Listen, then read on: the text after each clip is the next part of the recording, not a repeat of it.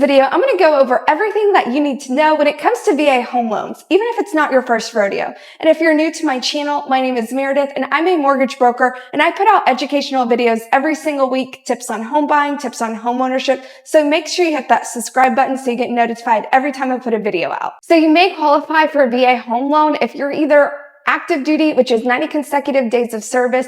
If you're a veteran with honorable discharge, if you're in the National Guard or the reserves, you usually need 6 years or 90 days of active duty, or you're a surviving spouse of a veteran who died in service or from service-connected causes. Now let's go over who you can actually have as a co-borrower on your VA home loan. Okay, so here's the deal. You can't just have anyone on the loan with you. To use your full VA benefits with no money down, your co-borrower needs to either be your spouse or another veteran that's using their VA entitlement. If your co-borrower is not your spouse or another eligible veteran, then you may still be able to apply, but you'll more than likely need a down payment and you won't get the full VA perks, and that's really the big difference. Okay, so if you want to know if you can qualify or you have enough eligibility to apply for a VA home loan, then you're going to want to look at your certificate of eligibility. Now, this will show exactly how much VA entitlement that you have. It'll also show you if you require a funding fee or not. We'll get into that a little bit later. But if you want to download it yourself, you can do it on the VA e-benefits portal, or you can have your lender pull it by the time you apply. They will most likely need your DD-214. So when reading your certificate of eligibility, there's really two things that you want to look for. Number one is you want to look at your basic entitlement. If it says that you have $36,000 on your basic entitlement, that means that you have full eligibility. You can use your VA home loan benefits with a 0% for the down payment. If it says anything less, or even if it says 0, then at that time you don't have the full entitlement and you're more than likely going to have to bring a down payment. Now, the second thing that you want to look out for on that form is going to be if you're exempt for the funding fee or not. And it will literally say funding fee exempt or non-exempt. And a funding fee is a separate fee that gets added to the loan amount. And a lot of times if you're disabled, then that funding fee will be waived. So you want to make sure that you look at this up front. Okay, so before we move any further, let's shut down some of the bad info that you'll hear a lot with VA home loans. So some of the Mythbusters are you can, in fact, use a VA home loan more than one time. A lot of people think that it's a one-time loan type of thing, and in order to reuse it, then you have to either sell or refinance out of that home loan. That's not the case. The main thing is if you use a VA home loan many times in a row without either selling that house or refinancing out of it, then you might just need to put a down payment down. Now, number two, VA home loans are not only just for first-time homebuyers, they can be used for your second, third time buying a house. It's not just for first-time homebuyers.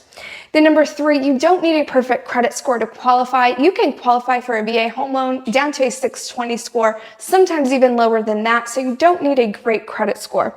Number two, sellers do not like VA home loans. It's not the case. The main thing is that sellers are not only a lot of times aren't educated in what often comes with the VA home loan. They're one of the easiest loans to do if you're educated and know what you're doing. Before you start looking at houses, you want to make sure that you get pre-approved so that you know exactly how much buying power that you have.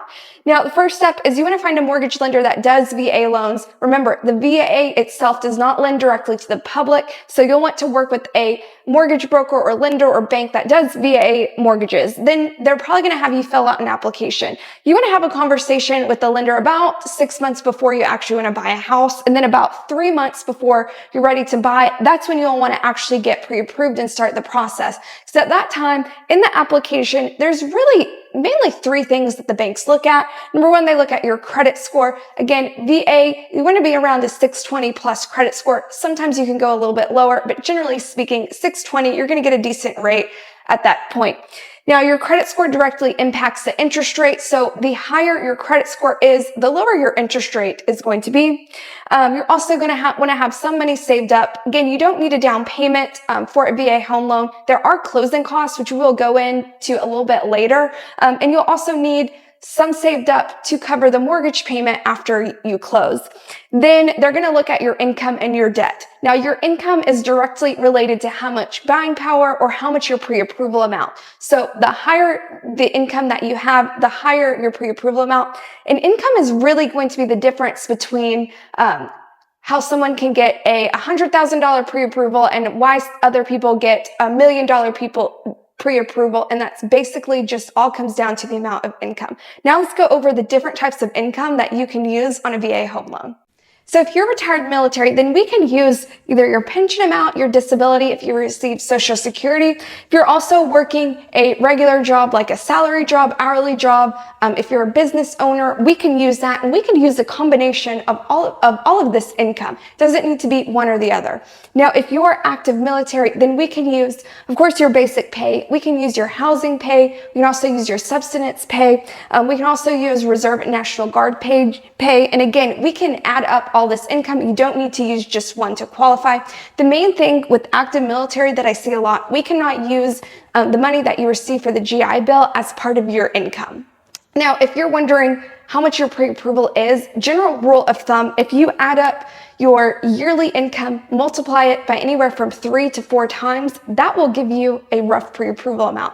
So let's say that you make about $50,000 for the year, you have a lot of debt, multiply that by 3, you're probably going to approve for around the $150,000 to $200,000 range. So you can only use your VA home loan to buy your primary residence only, meaning that the home that you're going to be living in. So you can't use it to buy an investment property up front or even an Airbnb or rental right out the gate. It has to be used up front as your primary residence. Now you can use it to buy a single family home, a condo, townhouse.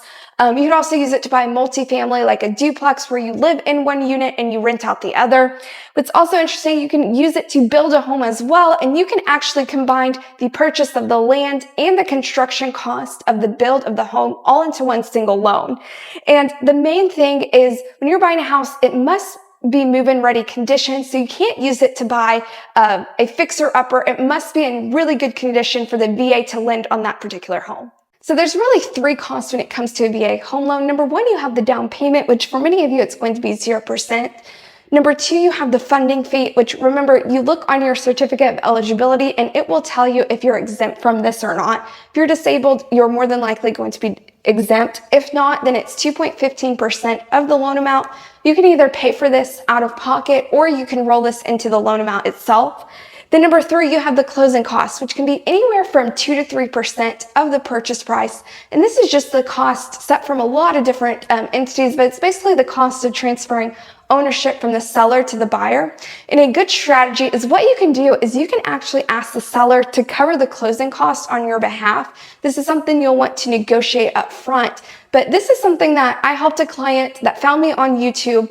He was using his VA home loan benefits. He had 0% for the down payment. The seller ended up covering all of his closing costs. He actually got a check back at closing. So this is a good strategy that you can use when buying a house to get very minimal out-of-pocket expenses. Okay, so here's the overall timeline from start to finish, from the very beginning all the way to getting your keys in your hand, of how long this process will take. So about 6 months before you want to buy a house, again, you want to talk to a lender and see if there's anything that you need to work on. If you need to save up any more money, if you have any credit issues, resolve this now, so that gives you enough time to fix any of those issues. Then about 3 months before, this will be the actual time you want to get pre-approved, you want to fill out an application, you want to submit all of your documents to them, you want to have them pull your credit, and that at that time, they will give you an actual amount that you're pre-approved for.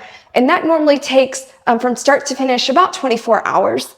Then the biggest variable is going to be finding the home. The home shopping could take you anywhere from a couple of weeks to about 3 months, just depending on where you live, the amount of inventory, and really what you're looking. So this is probably going to be the longest part. Then once you found the house, the seller accepted your offer, you're under contract, the whole loan process from start to finish to getting the keys to your hand could take about 30 days. You could speed this up a little bit, you can slow this down, but generally speaking, it's going to be about 30 days. Okay, so that's everything that you need to know about using your VA loan. And if you're eligible and not using it, you're literally leaving thousands of dollars on the table because again, there's no down payment, no mortgage insurance. It's a lot lower in rates and terms. And if you like this video, then you're gonna love the video that I just posted that goes over a free 7-day plan to boost your credit score.